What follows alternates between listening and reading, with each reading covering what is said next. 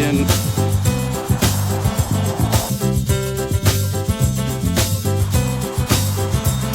I've no wish to hurry you, love, but have you seen the time? It's 9:45 and we're supposed to be there at 9. I don't think the registrar will be very pleased when we show up an hour late like two frozen peas.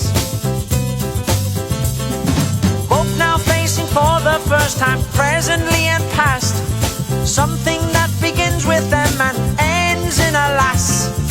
More than a complete disaster, even from the start. What could it be? It's matrimony.